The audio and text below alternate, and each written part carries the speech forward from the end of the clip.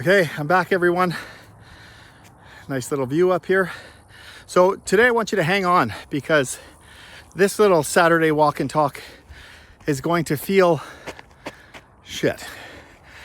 A little lost, but that's okay. That's the whole point of this video. It's going to feel a little more controversial. Okay? Getting lost, seeing fresh bear poop. It's all good. Anyways, today I want to talk about eliciting emotions. And by eliciting emotions, I mean purposefully poking the bear, purposefully getting our kids to show emotions that are stronger than what they would normally show. And we want to do this by challenging them. We're trying to get our kids to show more emotion than they would regularly in an activity that they're doing. And we do this purposefully, and we do it in a controlled way. So our goal with eliciting emotions is to increase the chances our kids may have an emotional reaction.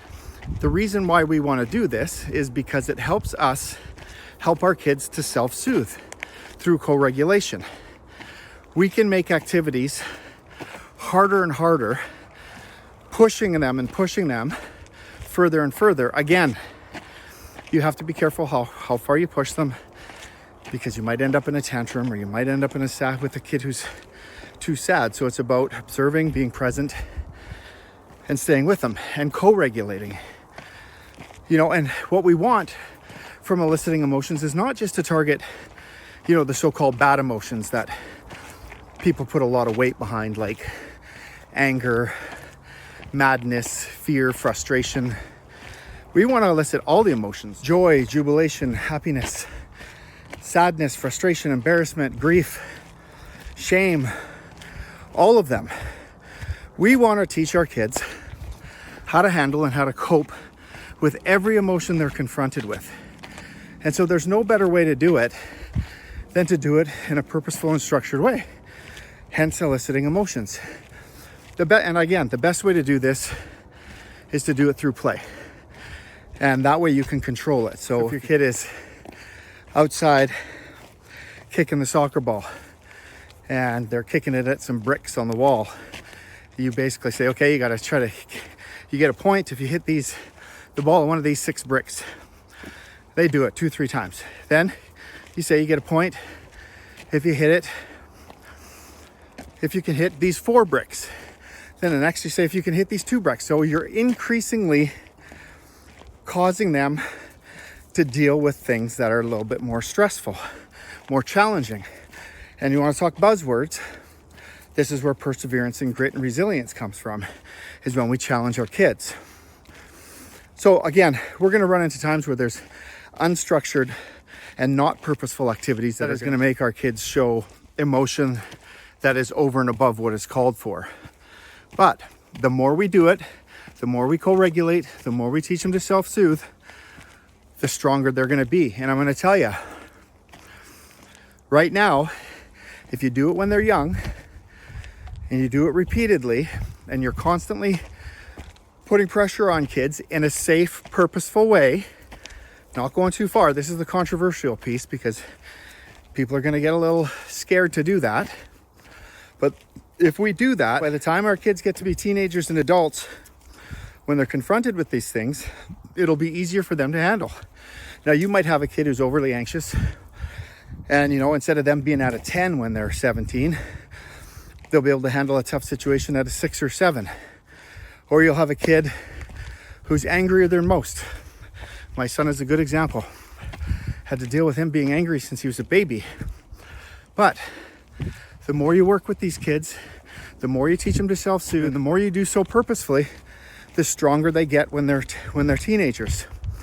So taking a kid who would have responded to stress at a level 8 out of 10 and taking them to a 5, that's fantastic. The other piece to this is kids who have that inner strength, that grit and perseverance, are also more likely to say no to things like drugs and alcohol because they'll have the strength.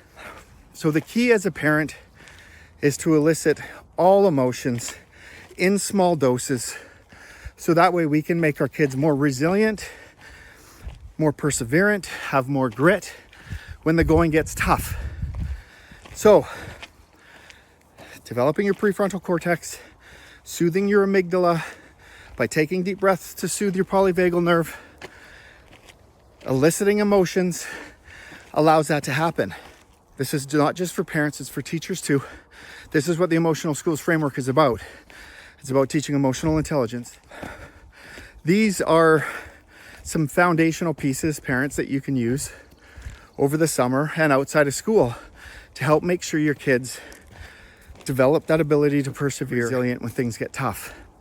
And again, if you look at a scale of 1 to 10, and I know I've taught thousands of kids, some kids are at a level 10 in terms of getting frustrated or annoyed or angry. And some kids are at a 7. Other kids, they laugh and they laugh and they laugh at a level 10. And they laugh at everything. And you want them to be at a 7 or 8 so they're laughing at the right times, not the wrong times. You want them to be able to code switch so they're using the appropriate behavior in the appropriate places. So parents, I'm telling you, be purposeful, elicit emotions, and teach your kids how to soothe no matter what emotion they're confronted with. Because when they're teenagers or adults, when they're confronted with these emotions, particularly if they're an angry kid or a sad kid or an anxious kid, instead of them being at a 10 when they're 15 years old, they'll be able to approach that stress at a 6 or a 7 and handle it without you. Or handle it enough until they can get to the phone to give you a call and say, help me, I need some co-regulation. And then as adults, because again, like I talked about in previous videos, we all need that shoulder to lean on. We all need that rock. We all need that friendship, right? We need it.